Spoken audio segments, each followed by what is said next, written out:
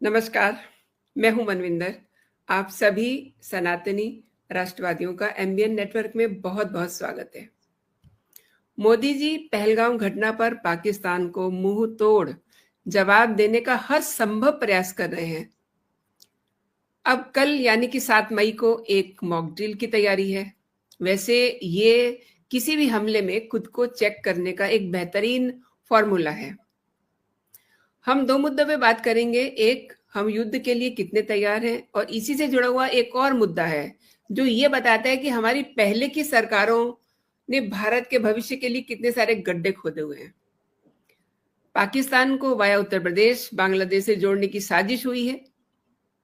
ये एक मतलब बहुत ही इम्पोर्टेंट फैक्ट है जिस पर हम बात करेंगे। चर्चा के लिए मेरे साथ आज की मेहमान है आपकी चिर परिचित नंदिता मिश्रा जी।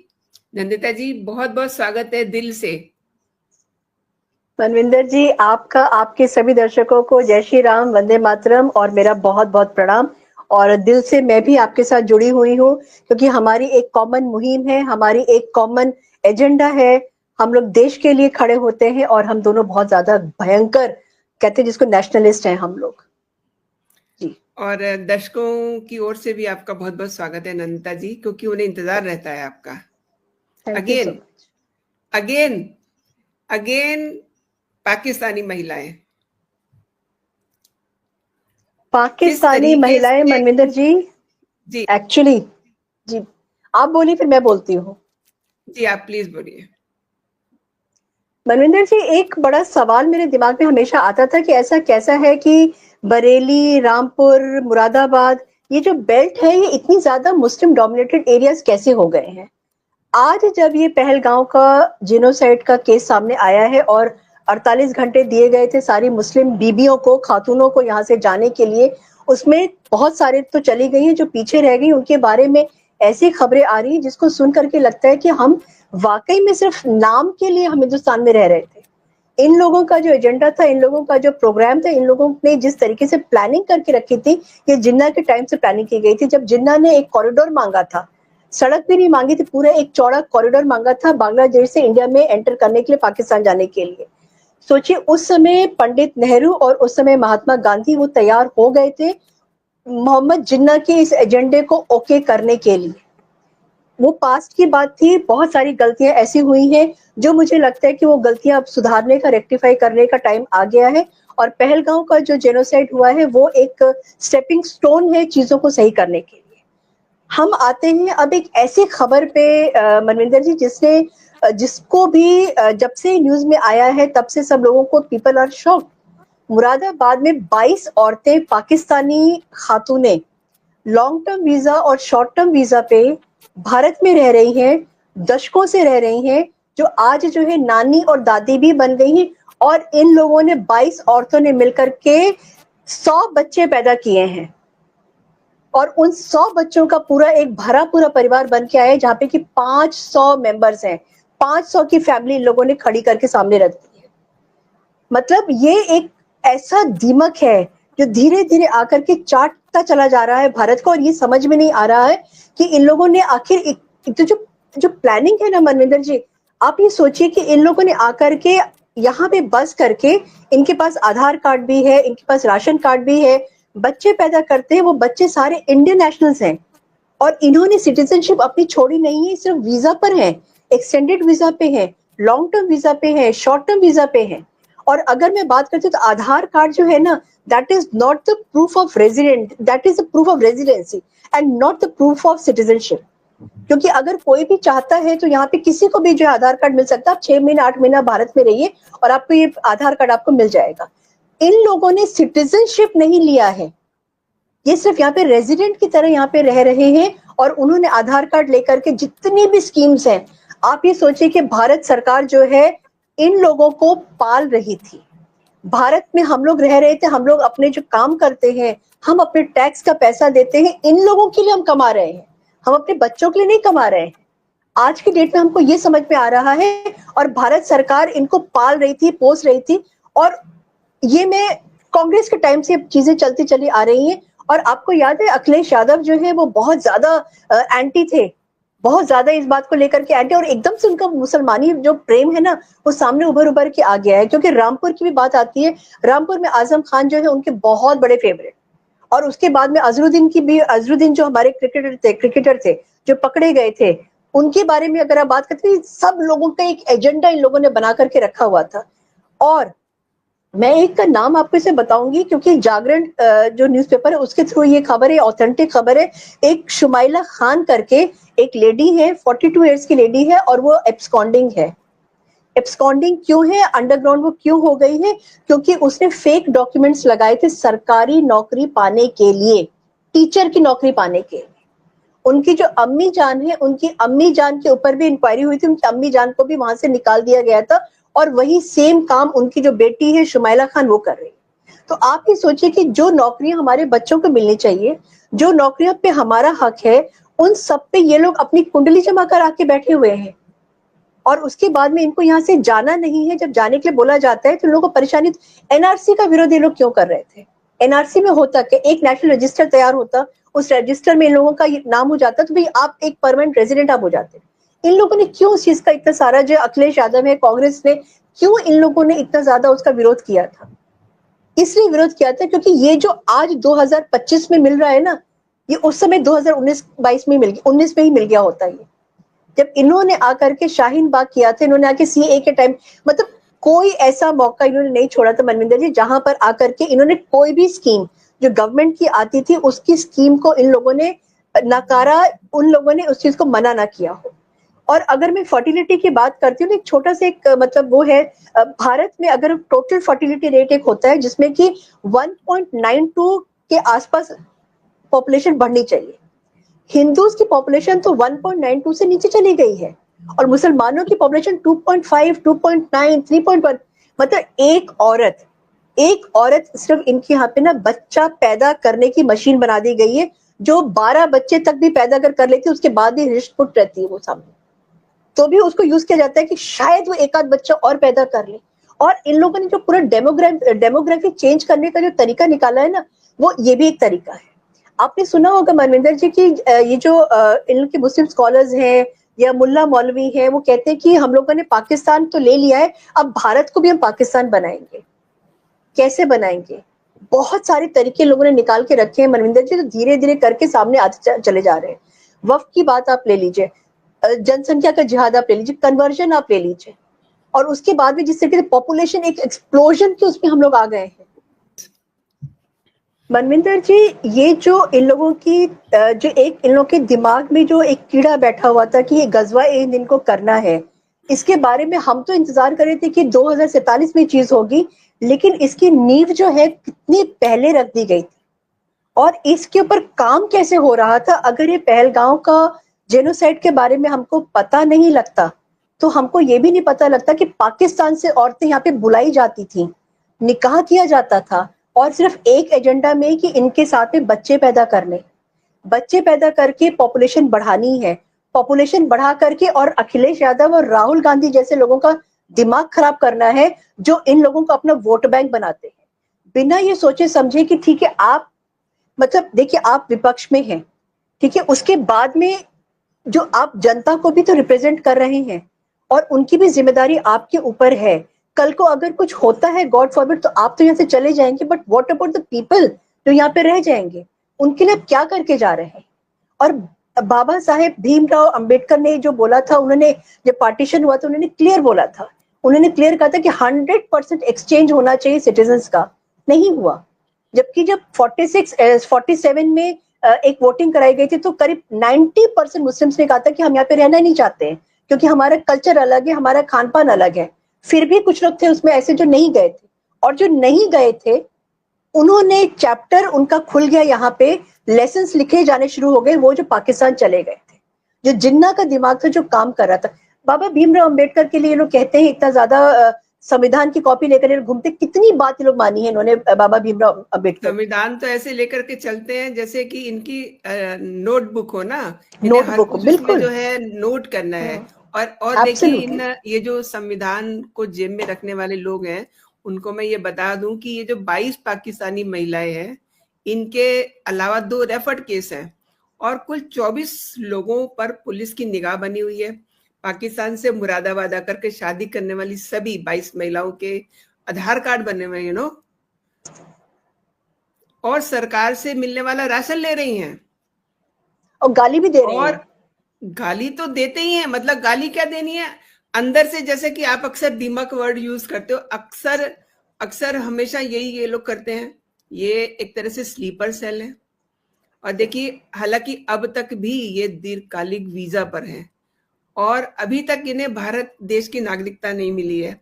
लेकिन ये अच्छा है, मतलब क्या बोलूं मैं, पहलगाम की जो घटना हुई है बहुत ही दुखद है, लेकिन इस घटना ने बहुत सारी चीजों को एकदम से हमारे दिमागों को अलर्ट कर दिया है। सरकार अलर्ट हो गई है, हम पर्सनली हम लोग अलर्ट हो गए हैं, और पुलिस इस एंगल से भी जांच कर रही है कि कोई ऐसा व्यक्ति मुरादाबाद में नहीं रह रहा जिसका लॉन्ग टर्म वीजा एक्सपायर हो गया हो। लेकिन अभी तक ऐसा कोई बिल्कुल केस सही बात। सामने नहीं आया है।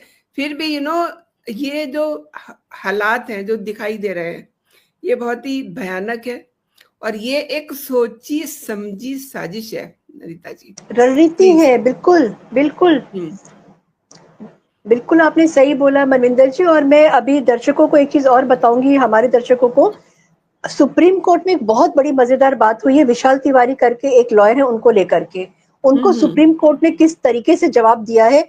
एक और कलई खुली है, एक और हाँ सुप्रीम कोर्ट ने कलई ऐसी खोल दी, उसके बारे में मैं भी बात करूंगी। जी। जी मनविंदर जी, तो मैं हम वही लोग बता बात, रही थी कि जी किस तरीके से ये लोग जो है, मतलब अंदर से हमें खोखला कर रहे हैं, हमारा हिस्सा ले रहे हैं, राशन खा रहे हैं। और वो बात बार बार दिमाग में पता नहीं क्यों आ जाती है। मतलब मुझे इनके वो ड्रेसेस जो हैं आंखों के सामने आ जाते हैं। जब मैं ब्लैक टेंट, रिपोर्टिंग के लिए जाती थी तो इनकी लंबी लंबी लाइनें, and all the womens are pregnant. बिल्कुल और वो चीज, मतलब उस समय हम लोग उतना नहीं सोचते थे। ये तो हम सोचते थे कि ये एक ऐसा तबका है, ऐसी जमात है जो सारी सुविधाएं ले रही है, लेकिन हमें ये नहीं पता था कि ये हमारे देश के नागरिक नहीं है। ये तो अब इन चीजों को इन्वेस्टिगेट किया जा रहा है, तो अब ये पता चला है। जी नंदिता जी, आप वो बता रही थी एब्सोल्युटली। वकील साहब वाली बात, क्या है वो? हाँ, वकील साहब की बात मैं बताऊंगी। एक ना बड़ी भीनी भीनी से खुशबू आई है अब की बार सुप्रीम कोर्ट से। एक तो सुप्रीम ओह, कोर्ट हमेशा ना वो गर्म बहुत रहता है, तो और वहां से जो भी जजमेंट्स आते हैं तो वो हमको उबाल करके रख देते हैं, मगर हम कभी कुछ कह नहीं पाते क्योंकि कंटेम्प्ट ऑफ कोर्ट भी हो जाता है। और मियाँ लॉर्ड का जो है हम अपमान नहीं कर सकते हैं। प्रेसिडेंट का कर सकते हैं हम, लेकिन मियाँ लॉर्ड्स का हम लोग नहीं कर सकते। एक बड़ी अच्छी खबर आई है जिसने एक बांसुरी की नहीं, तरह मैं ना मेरे आपको कानों करेक्ट में। कर दूं, मैं आपको करेक्ट कर दूं कि प्रेसिडेंट का भी हम सम्मान करते हैं। और मी लॉर्ड, अब चूंकि इतने सारे नोट जला दिए तो मी लॉर्ड्स पे भी लोग बात करने लगे हैं। लेकिन एक्चुअली हमारे जो राष्ट्रपति हैं, उपराष्ट्रपति हैं, वो हमारे लिए माननीय है, सम्माननीय है। जी नंदिता जी। मेरा मतलब ये नहीं था, मेरा मतलब ये था कि जो सुप्रीम कोर्ट है उसने एक ऐसा अपने आप को मास्क लगा के रखा है जिसको हम भेद नहीं सकते। अगर हमने जी उसको भेदा तो कंटेम्प्ट ऑफ कोर्ट हो जाएगा।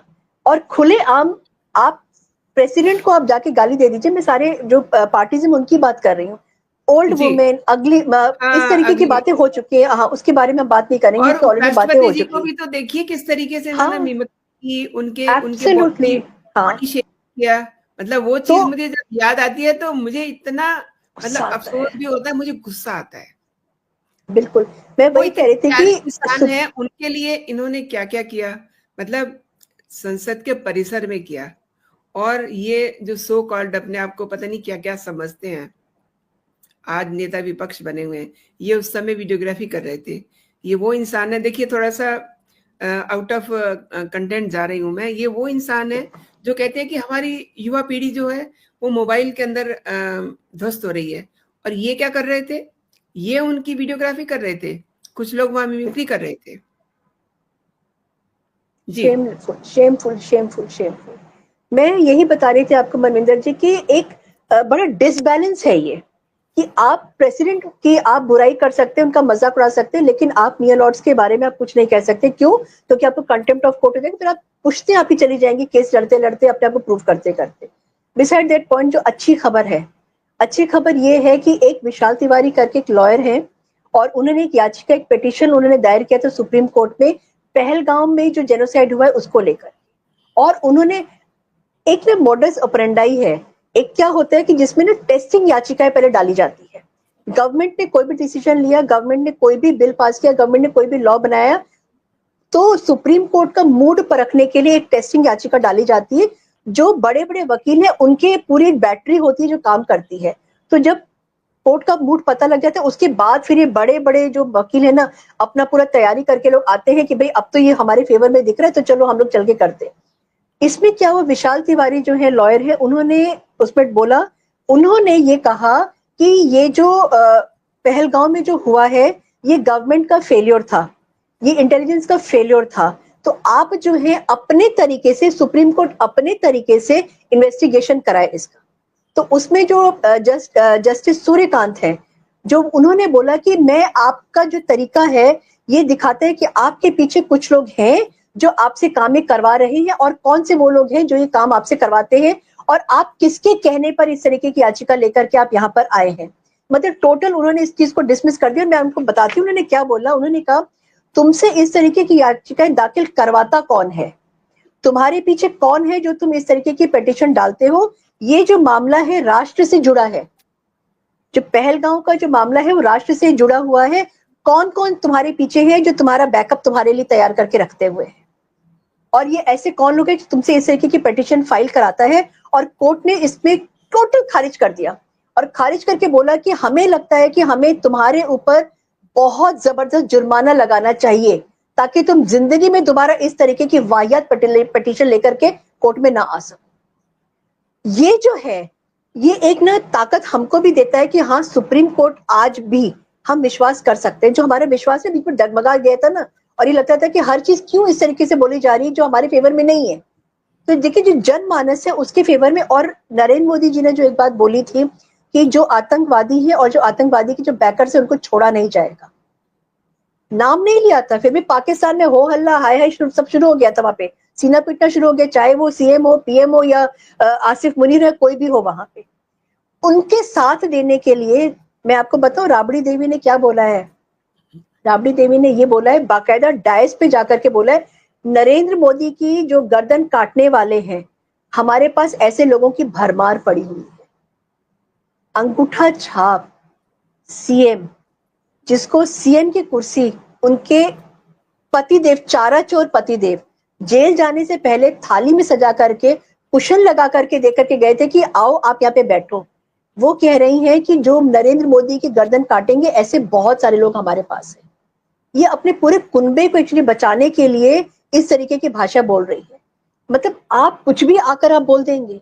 और नरेंद्र मोदी इस समय क्या कर रहे हैं, वो देश के लिए काम कर रहे हैं, वो देश के लिए खड़े हैं। जनमानस में जो आक्रोश है उसको वो भी है, उसका भी ध्यान रख रहे हैं, लेकिन साथ में दुश्मनों को सबक सिखाने और हिस्ट्री जो गलत कर दी गई थी, इतिहास जो हमारा गलत लिखा गया था उसको सही करना। अभी आपने जो मॉक ड्रिल की बात किया था मनविंदर जी, उसके बारे में मैं चाहूंगी थोड़ा सा आप बताइए, फिर मैं भी उसके बारे में बात करूं। बिल्कुल, ये मॉक ड्रिल गृह मंत्रालय की ओर से एक एडवाइजरी जारी की गई है कि 7 मई को मॉक ड्रिल होगा। उस दौरान सायरन होंगे। जैसे मतलब अब जो अब की पीढ़ी है उसने तो वैसे सायरन सुने नहीं है। क्या होता है, हवाई हमले के दौरान सायरन होते हैं। उसके बाद जो आम लोग हैं उनको ट्रेनिंग दी जाती है, अगर कोई इस तरीके की घटना हो जाए तो आपको अपने आप को कैसे सेव करना है, ब्लैकआउट किस तरीके से होता है, अगर वो सायरन बज जाए तो आपको लाइटें नहीं जलानी है, राइट। क्योंकि ऊपर से दुश्मन जाता है, उसको नहीं पता चलना चाहिए कि नीचे कोई जीवन है। वो तभी पता चलेगा जब लाइट नहीं होगी। ये सब उसमें चीजें होती हैं। दूसरा कुछ जरूरी ठिकाने होते हैं, उनको छिपाया जाता है, तमाम सारे अभ्यास होते हैं।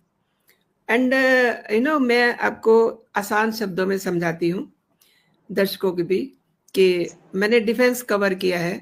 तो समटाइम क्या होता था, एक मॉक ड्रिल होती थी, एक मंदिर को या किसी भी एक स्पेसिफिक स्कूल को घेर लिया जाता था कि वहां पर एक उग्रवादी आ गया है। अब उसमें कैसे बच्चों को सेव करना है, कैसे स्कूल में सायरन बजाना है, मतलब पूरी एक प्रक्रिया होती है जिसमें प्रिंसिपल से लेकर के बच्चे तक इन्वॉल्व होते हैं। गेट से शुरू होती है ये प्रक्रिया। तो एक पूरा सिस्टम होता है मॉक ड्रिल का। अगर कोई ऐसा हादसा हो जाए तो किस तरीके से हर बच्चे को कैसे एक्ट करना है, टीचर को कैसे एक्ट करना है, जो उनके प्रिंसिपल हैं उन्हें कैसे एक्ट करना है।